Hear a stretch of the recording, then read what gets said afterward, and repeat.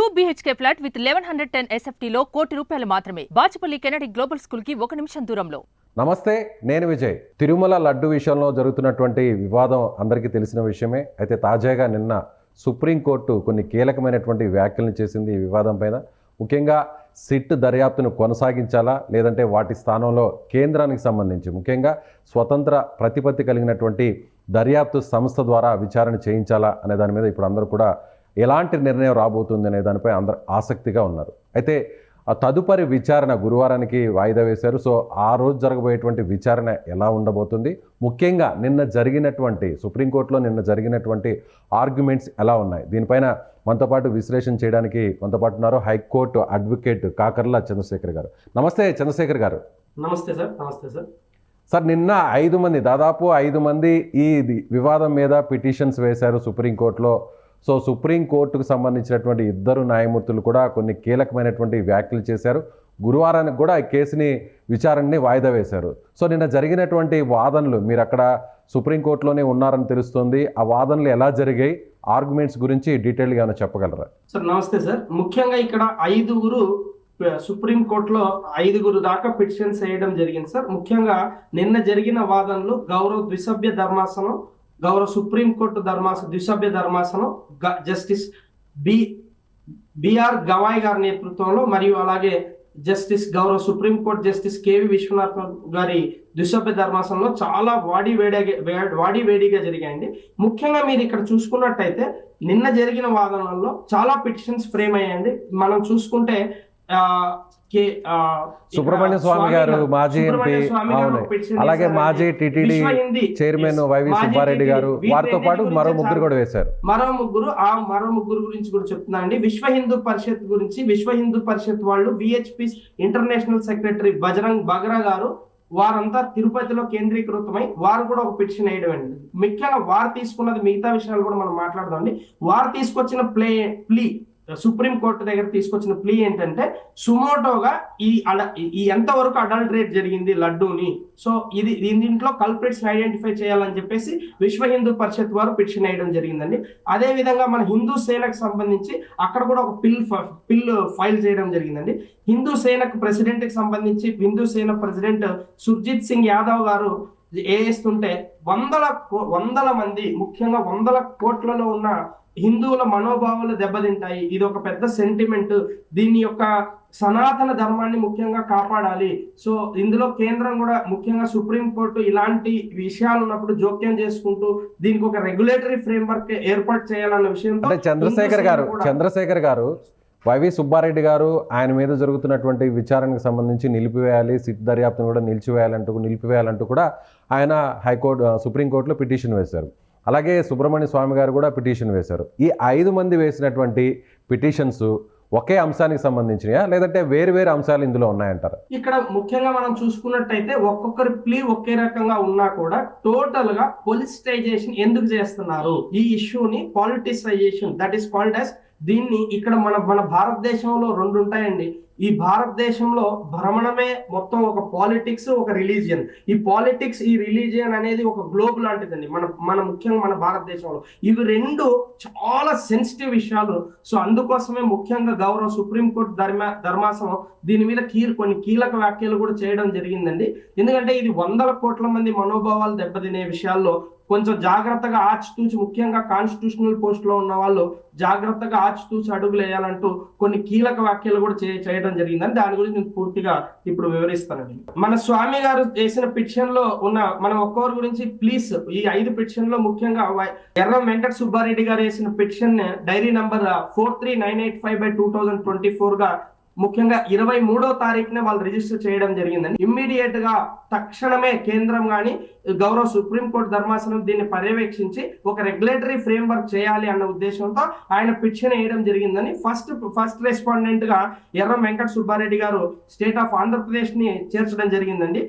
Second respondent గా union of India, 3వ respondent గా తిరుమల టిటిడి దేవస్థానాన్ని, 4వ రెస్పాండెంట్ గా చంద్రబాబు నాయుడు గారిని, అలాగే రాష్ట్ర ప్రభుత్వాన్ని, కేంద్ర ప్రభుత్వాన్ని, అలాగే ముఖ్యంగా సుప్రీంకోర్టు ధర్మాసనం వ్యాఖ్యానించాలి, దీని మీద ఇంప్లీడ్ చేయాలి అన్నారు.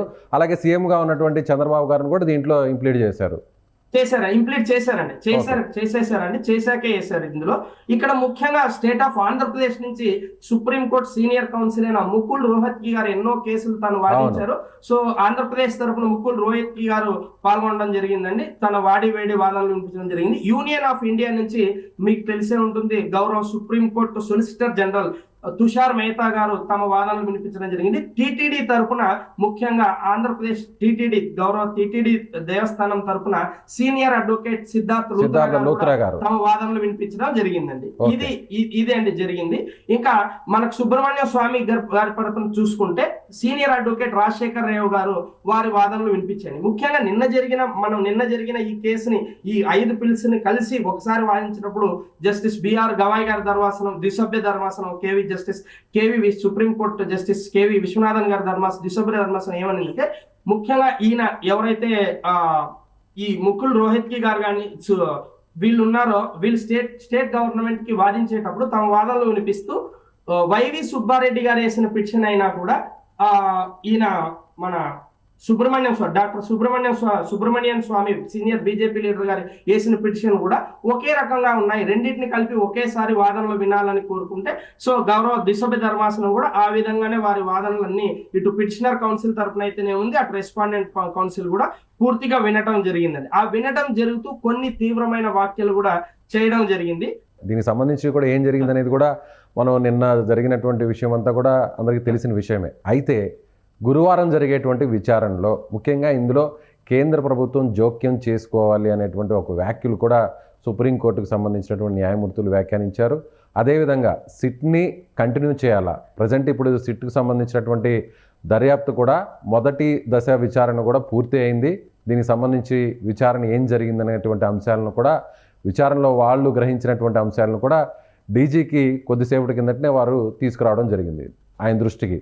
అయితే ఇక్కడ సిబిఐ లాంటి, అంటే ప్రత్యేకంగా సిబిఐ అని పేరుని ఎక్కడా చెప్పలేదు, స్వతంత్ర ప్రతిపత్తి కలిగినటువంటి దర్యాప్తు సంస్థ ద్వారా విచారణ చేయించాలా, లేదంటే స్టేట్ గవర్నమెంట్ వేసినటువంటి సిట్ ద్వారానే విచారణను కంటిన్యూ చేయాలా, ఏ విషయాన్ని చెప్పండి అంటూ సెంట్రల్ గవర్నమెంట్ని కోరినటువంటి పరిస్థితి. సో గురువారం విచారణ ఎలా ఉండే అవకాశం ఉంది, గురువారమే తీర్పు వచ్చేటువంటి అవకాశం ఉందా ఏంటి? గురువారం తీర్పు కన్నా ముఖ్యంగా మనకు ఇక్కడ నిన్న జరిగిన వేడి వాదనలో కొన్ని ఆశ్చర్యకరమైన విషయాలు, ముఖ్యంగా గౌరవ సుప్రీంకోర్టు ద్విసభ్య ధర్మాసనం అడ్వకేట్స్ ముందు, ప్యానల్స్ ముందు ఉంచడం జరిగిందండి. దాంట్లో ముఖ్యంగా ఒక 1 అవర్ పైన ఆర్గ్యుమెంట్స్ జరిగిన తర్వాత దానిపైన ముఖ్యంగా కొన్ని క్వశ్చన్స్ అడగడం జరిగింది. అక్కడ టీటీడీ ఈఓ వచ్చేసి భిన్న వాదనలు, అసలు ఇలాంటి అడల్ట్రేషనే మేము అలాంటి నెయ్యిని కల్తీ నెయ్యిని మేము వాడలేదు, అలాంటి లడ్డూలో వాడలేదని చెప్పినప్పుడు ఇక్కడ మనం కొన్ని క్వశ్చన్స్ చూసుకుంటే, I reiterate the same questions as that honorable judges have pointed out to the councils and what is the first question is, when you have got a justice Gawai garu a state ni justice gauravah supreme court justice Gawai garu okate adigarandi, when you hold a constitutional office, when you ordered an investigation to the sit, మీరు 18వ తారీఖునే, మీరు 25వ తారీఖుని FIR చేశారు, 26న సిట్ని order చేసేటప్పుడు మీ మనసులో ఇదంతా తెలిసి ఉన్నప్పుడు, like when you have ordered for an investigation through the sit, what was the necessity to go to the press?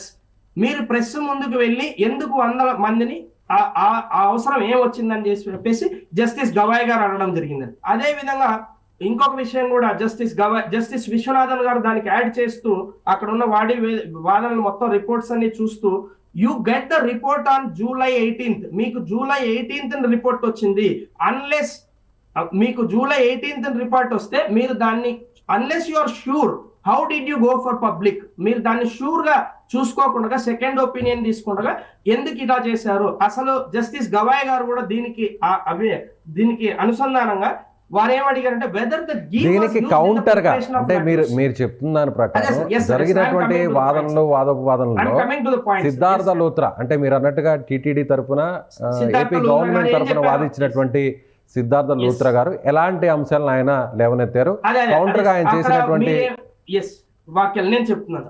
ఆ కౌంటర్ గా ఆయన దానికి కౌంటర్ గా మీరు జస్టిస్ గవాయ్ గారు, మీరు అసలు ఈ లడ్డూని మీరు ఏదైతే చెప్తున్నారో ఈ 4 ట్యాంకర్స్ 2 ట్యాంకర్స్ ఇలా యూజ్ చేశారు, ఈ రిపోర్ట్స్ ఇవన్నీ, మీరు అసలు ఈ లడ్డూని ఈ కల్తీ వాట్ ఎవర్ అడల్టరేట్ గీ ఏదైతే ఉందో దాన్ని whether have used for preparation of laddoos అని డైరెక్ట్ గా justice supreme court justice BR Gavai గారు ఈయన్ని సిద్ధార్థ్ లూత్రా గారిని టీటీడీని ప్రశ్నించినప్పుడు ఆయన డైరెక్ట్ గా we have ordered for an investigation, SIT దర్యాప్తు మేము వేయడం జరిగింది, దాంట్లో చేస్తున్నాము అని అన్నప్పుడు, మళ్ళీ అలాంటప్పుడే మీరు ఆల్రెడీ ఒక సిట్ దర్యాప్తు చేసినప్పుడు what was the need to go for public, why you did not check అండి, why you did not check twice, second opinion ఎందుకు తీసుకోలేదని చెప్పేసి జస్టిస్ కేఆర్ విశ్వనాథన్ గారు కూడా గౌరవ సుప్రీంకోర్టు ధర్మాసనం ద్వారా అభిప్రాయపడడం జరిగిందండి. ముఖ్యంగా జస్టిస్ విశ్వనాథన్ గారు ఇక్కడ వారి అబ్జర్వేషన్ రియేటరేట్ చేస్తూ ఇలాంటి ల్యాబ్ టెస్ట్ ఏదైతే మనకు ఈ ల్యాబ్ టెస్ట్ ఏదైతే నేషనల్ డైరీ, ఈ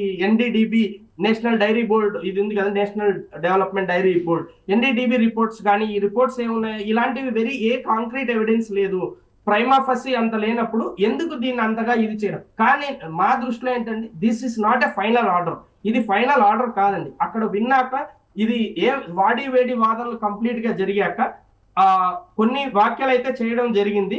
బట్ కంటామినేటెడ్ ఘీ ఇక్కడ ముఖ్యంగా 2 వాదనలు జరిగాయి. మనం చూసుకున్నట్టయితే ఇక్కడ గౌరవ చీఫ్ మినిస్టర్ గారు లడ్డు ఇలాగా వాడారు, ఇలా జరిగింది, ప్రీవియస్ పీరియడ్ లో ఇలా జరిగిందని ఆయన ప్రెస్ మీట్ పెట్టడం జరిగింది. ఆ విషయం మొత్తం పబ్లిక్ మొత్తం 100 కోట్ల మంది అబ్జర్వ్ చేయడం జరిగింది. దీని మీద పిటిషన్లు జరిగిన సంగతి మనకు తెలిసింది.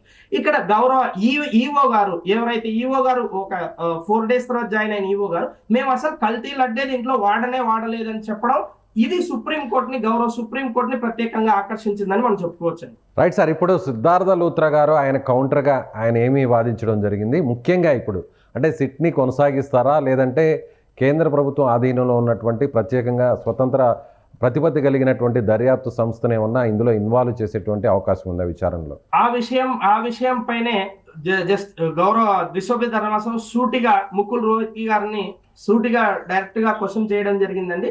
యాక్చువల్ గా ఇప్పుడు మనం వైవి సుబ్బారెడ్డి గారు వేసిన పిటిషన్ అయితే Subrahmanyam politicisation of this issue మీదే వేశారు కాబట్టి వారు పూర్తిగా వాదనలు వింటూ ఇప్పుడు ఆల్రెడీ ఒక గౌరవ ఒక కాన్స్టిట్యూషనల్ పోస్ట్ లో అంత టాప్ పోస్ట్ లో ఉన్నాయన ఇలాంటి వ్యాఖ్యలు చేసినప్పుడు దీంట్లో ఏదైనా కానీ పొలిటికల్ ఇంటర్ఫరెన్స్ ఉండే అవకాశం ఉంది కాబట్టి మీరు ఎందుకు సిట్ ఇప్పుడు స్టేట్స్ ఇన్వెస్టిగేషన్ దీన్ని చేస్తే సరిపోతుందా లేకపోతే కేంద్రం ఇన్వెస్టిగేషన్ అవసరం అవుతుందా, మీరు దయచేసి you take some instructions from central government అని డైరెక్ట్ గా ఆయన అడగడం జరిగింది. So they will be coming back to that with all that collection of materials on that 3:30 on Thursday. So కేంద్ర ప్రభుత్వం నుంచి ఎవరు వారి ప్రతినిధిగా వచ్చే అవకాశం ఉంది అంటే ముఖ్యంగా ఈ ఆర్గ్యుమెంట్స్లో ఎవరు ఉండబోతున్నారు, ఏ అడ్వకేట్ వాదించేటువంటి అవకాశం ఉంది? ముకుల్ రోహత్గి గారే దీనికి ఆన్సర్ చేయాల్సి దీనికి ఆన్సర్ చేస్తారండి కంపల్సరీ. ముకుల్ రోహత్గి గారు కూడా ముఖ్యంగా మనం నిన్న చూసిన కేసును చూస్తే అందరూ కూడా చాలా మంది ఇదేదో జరిగిపోయింది వాళ్ళకి తప్పు వీళ్ళకి తప్పు అంటున్నారు, కానీ ఇక్కడ ముఖ్యంగా దీస్ ఆర్ ఆల్ ద మనం సుప్రీం కోర్టులో చూస్తే these are all the only comments అండి. That is not a final judgement, తీర్పు కాదు. ముఖ్యంగా ఇప్పుడు మనం చూసినట్టయితే ఇప్పుడు 5 పిటిషన్లు ఫ్రేమ్ అయ్యాయి. మనకు 5 పిటిషన్లో ఒక్కొక్కరు ప్రే ఒకలాగా ఉంటుంది, ఒక్కొక్కరిది ఒక్కొక్కలాగా ఉంటుంది. సో ముఖ్యంగా ఆ టోటల్ మెటీరియల్ గౌరవ సుప్రీంకోర్టు జడ్జెస్ దగ్గర కూడా టోటల్ మెటీరియల్ చూడడం జరగదు. ముఖ్యంగా ఆ ప్రేయర్ చూస్తారండి స్టార్టింగ్ లో, ప్రాథమికంగా వారి దగ్గర ఉన్నటువంటి ఎవిడెన్స్ ఇది టోటల్ గా జరగడానికి పూర్తిగా వాదనలో ఇటుపక్క అటుపక్క అసలు ఆ వాక్యాలు ఎందుకు చేయాల్సి వచ్చింది, ఎన్ని ట్యాంకర్స్ వెళ్ళింది, సెకండ్ ఒపీనియన్ తీసుకున్నారా. అలాగే సిద్ధార్థ్ లూత్రా గారు కూడా ఒక దేవుడి పైన నమ్మకంతో ఇలా చంద్రబాబు గారు అనడం జరిగిందే తప్పితే అలాంటి పొలిటికల్ ఉద్దేశం ఏం లేదని సిద్ధార్థ్ లూత్రా గారు కూడా దాదాపు 15 నిమిషాలు తీవ్రంగా వాదనలు కూడా వినిపించడం జరిగిందండి. But this is all like C as for as supreme court honourable supreme court is concerned, when 4 or 5 such a big cases have come, so it is a duty of honorable Supreme Court to take some inferences at the initial stage. So this should not be taken as a conclusion. Either it is not a hit and run, it is not a favorable to either respondent counsel or so ఇది ఎవరికి అనుకూలంగా తీర్పు వచ్చింది, ఎవరికి ప్రతికూలంగా వచ్చింది అనేది ఇప్పటికిప్పుడైతే చెప్పలేము. అంటే కేవలం కొన్ని వ్యాఖ్యలు చేసినంత మాత్రాన ఇది తుది తీర్పు కాదు అనేది మీరు చెప్పేటువంటి మాట, అంతేనా? కంపల్సరీగా అండి. ముఖ్యంగా ఏ కేసుల్లో అయినా కానీ, ముఖ్యంగా ఇంత పెద్ద కేసు కంపల్సరీగా ఇవాళ గౌరవ సుప్రీంకోర్టు ధర్మాసనం దీన్ని ఇంతగా తీసుకోవడానికి కారణం కొన్ని వందల కోట్ల మంది మనోభావాలతో కూడుకున్న విషయం ఇది. సో రేపు ఇలాంటి పిటిషన్స్ చాలా రావచ్చు. ముఖ్యంగా పొలిటికల్ ఇంటర్ఫరెన్స్ ఎంత ఉంది. ఇవాళ వేసిన 4 పిటిషన్స్ కూడా ప్రతి 5 పిటిషన్స్ యొక్క భావం కూడా ఒక సిట్ వేయండి, లేకుంటే సపరేట్ ఎంక్వైరీ చేయండి, తేల్చి చెప్పండి, హిందువుల మనోభావాలు కాపాడండి, like whatever is there. ముఖ్యంగా ఆ శ్రీనివాసుడి లడ్డూకు ఉన్న ప్రాముఖ్యతను, ఆ లడ్డూకు తిరుమల పవిత్రతను కాపాడాలి, ముఖ్యంగా ఎక్కడ కూడా ఇది కాపాడాలన్న ఉద్దేశంతోనే వేయడం జరిగింది. కాబట్టి మనకు ముఖ్యంగా అండి politics and religion are interlink. So that is the reason Honorable Supreme Court is looking into these issues very carefully, and that is the reason. అందుకోసమే ఇది వందల కోట్ల మంది సెంటిమెంట్స్ తో కూడుకున్న విషయం ఉన్నప్పుడు కొంచెం ఆచితూచి వ్యవహరించాల్సింది ఉన్నింది అన్న వ్యాఖ్యలు చేయడం జరిగింది. ఆ వ్యాఖ్యలు ఎవరికో ఆపాదించడం కూడా మనకు సరికాదండి. ఇది ఎవరికైనా వర్తిస్తుంది. That comes to the even ఇప్పుడు మనకు ఆ రోజు తర్వాత జరిగిన గౌరవ ఎక్స్ సీఎం గారు వైఎస్ జగన్మోహన్ రెడ్డి గారు కూడా మీటింగ్స్ పెట్టారు. సో అందులో కూడా ఆయన కూడా మాట్లాడడం జరిగింది. సో ఈ విధంగా వారికైనా వర్తిస్తాయి, ప్రస్తుతం ఉన్న సీఎం కైనా వర్తిస్తాయి. ఇది ఏది ఏమైనా కొన్ని ఒక రెగ్యులేటరీ ఫ్రేమ్వర్క్ ఉండాలి అన్న ఉద్దేశంతో పడ్డ పిటిషన్స్.